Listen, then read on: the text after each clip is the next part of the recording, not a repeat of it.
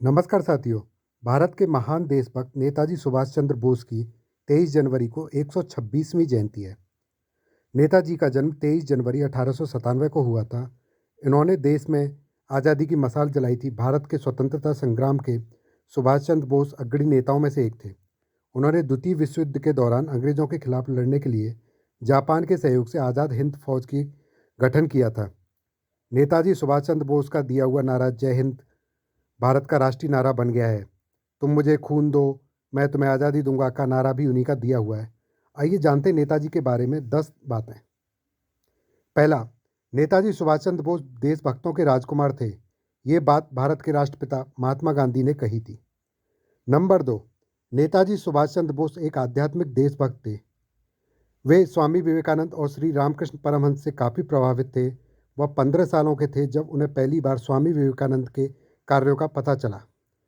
तीसरा, नेताजी सुभाष चंद्र बोस को 1921 से 1941 की अवधि के दौरान 11 बार अंग्रेजों ने कैद किया।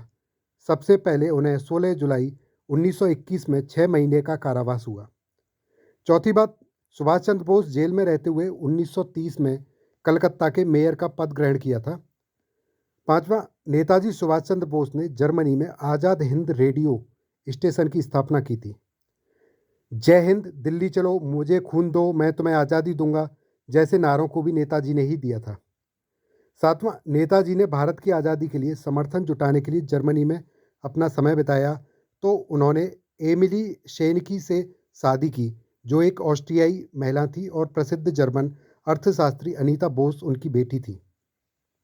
आठवां, नेताजी 1941 में जब नज़रबंद थे तो उन्होंने अपना भेष बदलकर भागने की योजना बनाई थी।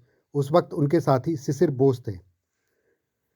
नौवीं बात, नेताजी ने 1941 में तत्कालीन इटली विदेश मंत्री गैलियाजो सियानो से मुलाकात की थी, जिन्होंने उनके साथ स्वतंत्रता की घोषणा के मसौदे पर चर्चा की थी। इस दौरान बोस अपनी पत्नी के साथ करीब 6 हफ्ते रोम में रहे थे। 10वीं बात, नेताजी की मृत्यु रहस्य बनकर रह गई है। कहा जाता है कि 18 अगस्त 1945 को ताइवान में विमान दुर्घटना में उनकी मौत हो गई थी। वहीं कई लोगों का मानना भी है कि सुभाष चंद्र बोस एक साधु का वेश बनाकर यूपी में रहते थे। लोग उन्हें गुमनामी बाबा के नाम से भी जानते थे। उनके याद में जापान में प्रतिवर्ष 18 अगस्त को उनका शहीद दिवस धूमधाम से मनाया जाता है। तो ये थी नेताजी के बारे में जानकारियाँ। आप उम्मीद है आपको पसंद आई होंगी, तो शेयर और लाइक करें।